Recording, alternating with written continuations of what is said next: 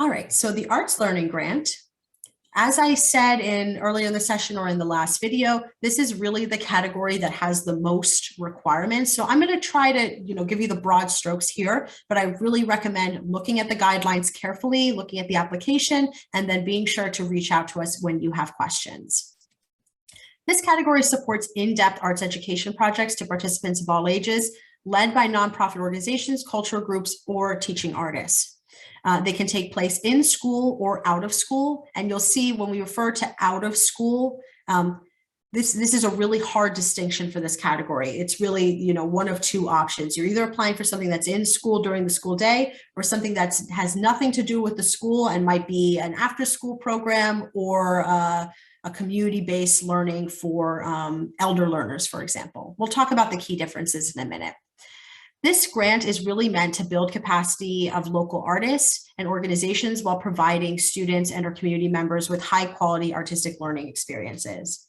At least one example of an in-school project that we funded in recent years was ENTA out in Rhinebeck. They did a great program at Rhinebeck High School where they partnered with a class that was doing a unit on media literacy, and teaching artists came into the classroom and worked with the students to create posters, which kind of were responding to typical uses of propaganda and sharing inaccurate information. So it was a really great way to combine an arts project with a subject that is not arts focused,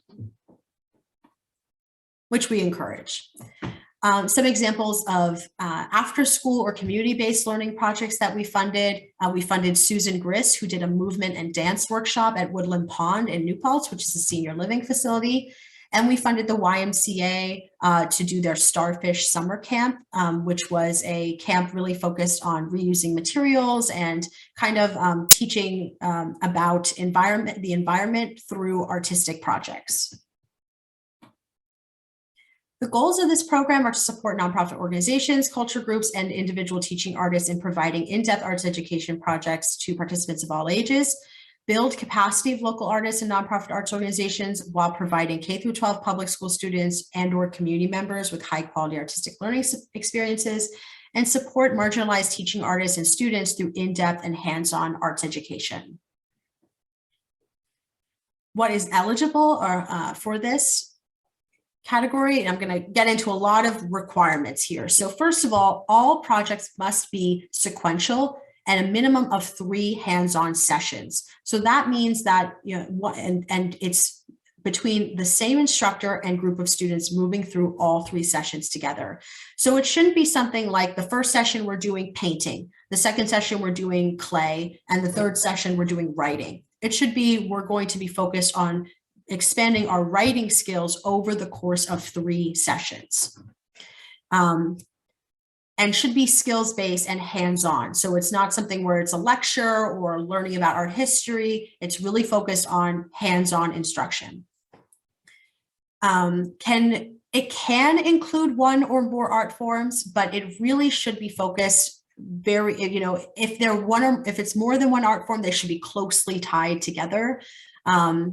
And these may culminate in an exhibition or production or a demonstration of some kind. That is not required at all, but we get that question a lot. You can just, if you want to have an exhibit of the work created by the group at a library, that would be totally fine. You could request a little bit of funding for that if you wanted to, but it shouldn't be the main focus of your funding request.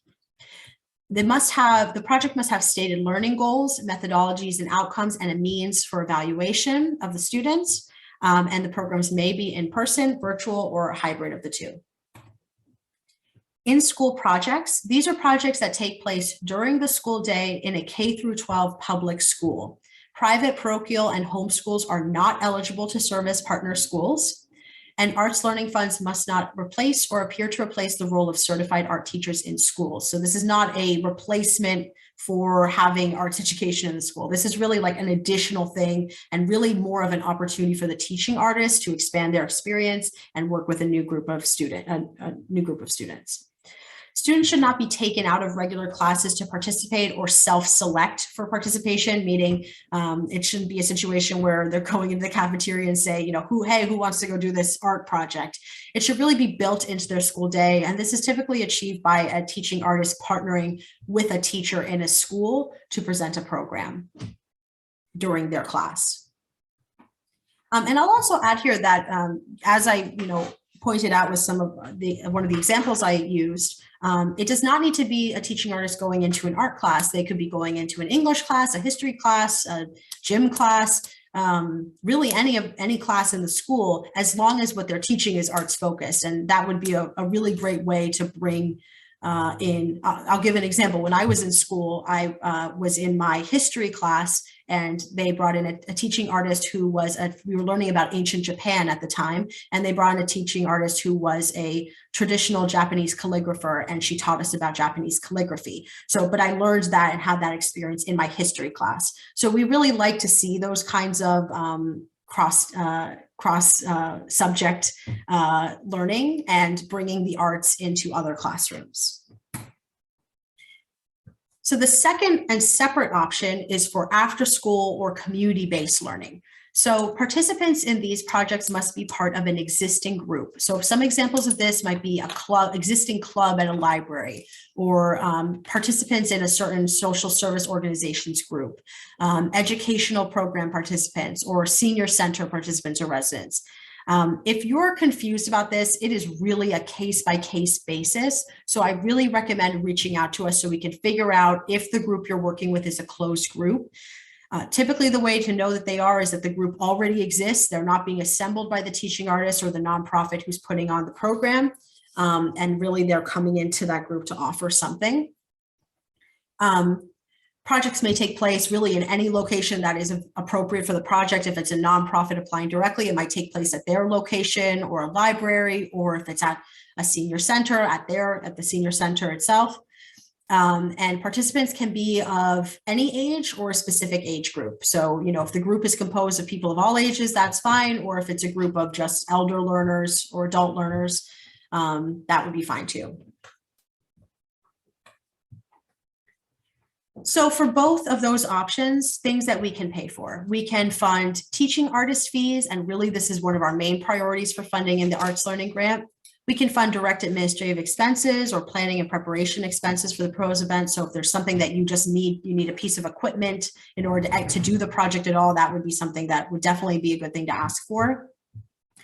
Supplies and materials for the project, that's a great thing to ask for, and any efforts to increase accessibility to arts education programming. So this might mean having a translator present, or having somebody there, or having services so that people who are deaf or hard of hearing can fully participate, or things like getting a temporary ramp so that the space can be accessed by everybody. Things that we cannot pay for, we cannot fund the purchase of permanent equipment in this category. This category is not intended to, create lesson plans or creation of textbooks.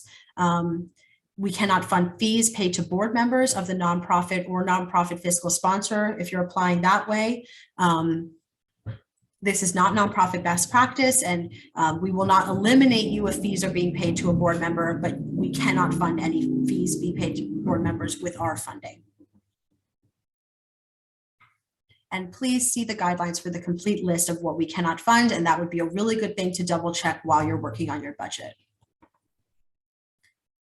Some notes about inclusion, just as a reminder, right? These grants are not open to the general public, but we really encourage teaching artists and arts education programs to seek input from the community or group that they are working with to determine if there are any additional inclusion or accessibility needs of that group, and also to ensure the relevancy and sensitivity of their teaching, especially when working with marginalized populations, and especially if that teaching artist is from a different group.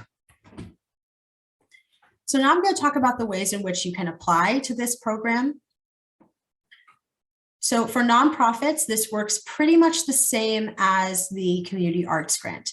So nonprofits must be a 501c3 incorporated in Dutchess, Orange, or Ulster counties, New York State, must have a board of directors that meets regularly, must have a non-discrimination policy in place. If you have not applied to us in recent years, we will contact you after you apply to confirm your non-discrimination policy.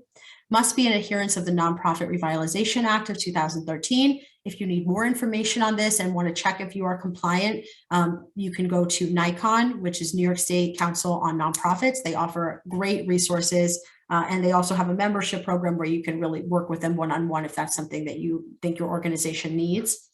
Libraries, private universities, government entities, meaning cities or towns in our region, and tribal organizations are eligible to apply. Ineligible organizations, so public school districts, public colleges, New York State agencies, departments, including SUNY schools and their supporting foundations, and county level government agencies and departments are not eligible to apply to this funding. So again, public schools cannot apply directly to this funding. It should be the teaching artist is applying directly with a partner school, or a nonprofit is applying directly with a partner school for in-school projects only. Non-incorporated chapters of organizations whose parent organization is not located in Dutchess, Orange, or Ulster County. The organization itself must be incorporated in one of the counties we serve, and Arts Mid-Hudson, our staff and board, are not eligible to apply to the Arts Learning Grant. NISCA or Red C applicants are not eligible to apply for funding. This is if you applied, not if you were awarded funding. If you applied for FY 2022, you are not eligible. It says Community Arts Grant here, excuse me. It should say Arts Learning Grant. You're not eligible for any of our grants through this program, and may not benefit in any way from the program. Like I would say an Arts Learning Grant, that would typically be something like a rental fee. That if an organization applied directly to NISCA or Red C and they're going to be providing space, they would have to be providing it for free.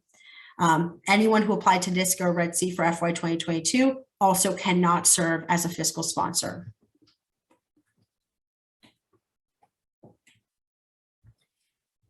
Nonprofits applying directly will ask to include a staff list, board list, financial statement, which shows income and expenses for the most recent fiscal year, and proof of nonprofit status. Please see the guidelines for the specifics on that. And I'll also make a note here to make sure that you are up to date with your CHAR 500. If you don't believe that you are required to submit a CHAR 500, I would really recommend you look into that again and make sure, because if you are seeking funds from the public, you are required to submit a CHAR 500. And if you are seeking funding from this program, which is a state funded program and through taxpayer money, you are seeking funding from the public. So you are required to submit a CHAR 500. And then for in-school projects, nonprofits should provide a letter of commitment, which is signed by the partner school, explaining that by the principal, which is explaining their commitment to the project. Nonprofits applying directly may also serve as fiscal sponsor for unlimited projects. So a nonprofit can apply directly for $5,000 and serve as a fiscal sponsor on another project for another $5,000. But of course, the money is just passing through for that second application in which they're serving as a fiscal sponsor. Okay, if you're applying as an individual or an unincorporated group to the Arts Learning Grant, you are encouraged to apply to this grant program, to this grant opportunity. You must be at least 18 years of age at the time of submission and may not be enrolled in a full-time degree program. And if it's an unincorporated group, you're going to designate a contact person who is really serving as the lead applicant. You must live in, have a legal address in Dutchess, Orange, or Ulster County, and must apply with a partner school for in-school projects or a fiscal sponsor for after-school or community-based learning. And if you're applying for an in-school project, that school should be in your county of residence. Individuals applying with a partner school. So you would partner with that school, and they must be an eligible school, a K through 12 public school. And you do not need a fiscal sponsor. You don't need a nonprofit involved. You're an individual unincorporated group and you have a partner school, you're good to go. That's all you need to be able to apply for in-school projects. You'll need to provide your proof of residency, and please see the guidelines for specifics on that. And then a letter of commitment, which will detail that the school is committed to the project, and you can find a template of that on our website. The other option is fiscal sponsorship for individuals and unincorporated groups. And these are only for after school or community-based learning projects. So if it's taking place completely separate from the school day, then you would be applying with a fiscal sponsorship. The nonprofit in this situation is the legal applicant, so we will make the check out directly to the fiscal sponsor. They will be responsible for reporting, and they will then give the funds to you or pay them out for other expenses as needed. The project must take place in the county in which the fiscal sponsor is located, and the sponsored individual group does not need to be located in the same county, but must be located in one of the counties that we serve. Fiscal sponsor is not required to make a financial contribution to the project, and applicants may select this option if they don't want the funding to be coming directly to them. So maybe it's a group of artists and you're feeling a little uncomfortable having it all go directly, you're feeling a little uncomfortable doing an in-school project because all the funding is going to be going to one person, and then that person is going to be responsible for paying out the other teaching artists. In that situation, I would recommend considering doing an after-school or community-based learning project and applying with a fiscal sponsor. If you're applying with a fiscal sponsor, we're going to need the same documents from them that we needed if the nonprofit was applying directly. So a staff list, board list, financial statement, proof of nonprofit status, and a letter of agreement, and the template is available on our website.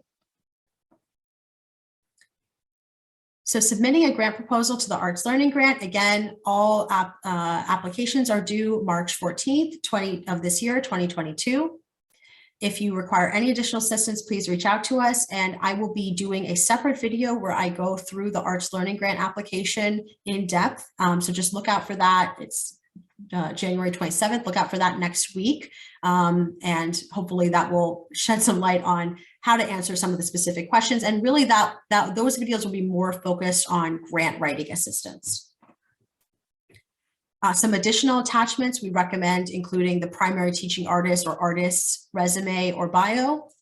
Work samples are highly recommended, and for arts learning grants, typically we might see one or two examples of the teaching artist's work, but typically the panel likes to see examples of work that has come out of their teaching, like from their students.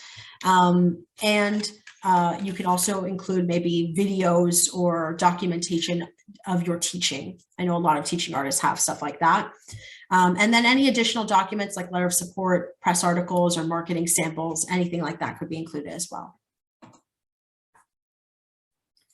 Just some quick notes for the budget. This is different. What's a major difference this year for all of our categories is that you are no longer required to create a separate budget on Excel and then upload it to the application. The budget form is embedded into the submittable form. It's a table, so you'll work on it right there on the application itself. And we recommend working on the narrative and your budget together and checking for consistency throughout. Double check that any numbers you put on your budget are reflected in the narrative and vice versa, and that you don't, for example, write your whole narrative and then we get to your budget and all of the expenses you're asking us to pay for have not been referenced anywhere else. This would be like not a great way to really be presenting a focused application, which is focused on what you are asking us to pay for, which is ultimately the most important thing when you're applying for a grant. There's an explanation column on the budget table. Please use this to expand on what those line items mean. So there'll be a line item, for example, for artist fees. Say you had 3 teaching artists and the line item is for $900. Then you're going to say $300 for each artist, or one artist is really the lead artist. They're getting $500 and the other 2 are getting $200 each. That's something that panelists typically wonder about when multiple artists are being paid. So it's always good to give a breakdown of who's being paid what. Check the guidelines for allowable and ineligible expenses while you're working on your budget. A helpful formula when you're working on any budget for a grant request is that your expenses minus any additional income coming into the project should equal your grant request amount. Just as a reminder, there is no cash match required for this project, but a lot of applicants have some additional income coming in from somewhere, and that can typically help you in figuring out what an appropriate grant request amount is for you. And please ask us to review a draft of your budget. For Arts Learning Grant, the same 3 review criteria as the other 2 categories. First is artistic merit. And here we're looking for the quality of the work that's going to be taught to the students and the depth of those 3 sessions. Project feasibility, does the budget make sense? Timeline make sense? Do we have good information about the key players involved? And is the application clear? Impact of the project. So what is the potential impact on the teaching artists and on the students that are going to participate in the program? What are you hoping, what are they likely to leave with after participating in these sessions? If the program has been funded previously, the panel may be looking for evidence of the project's growth or moves towards self-sustainability, and or it addresses any of the funding priorities for 2022 funding that we referenced in the first video or at the beginning of this session. So for the Arts Learning Grant, we're wrapping up here. The first thing I recommend is if you are an individual or an unincorporated group, that you start looking for either a partner school or a fiscal sponsor as soon as possible. And if you're a nonprofit who wants to do an in-school project, also start looking for a partner school as soon as possible. Review online the online application and form and guidelines. Complete the project eligibility form, which I referenced in the first video or earlier in the session, so that we can check for the eligibility of your program before you do all the work of filling in the application. Organize digital copies of all the required attachments. There's nothing worse than struggling to upload your attachments when you're just trying to press submit. And then of course, make an appointment with us at any time.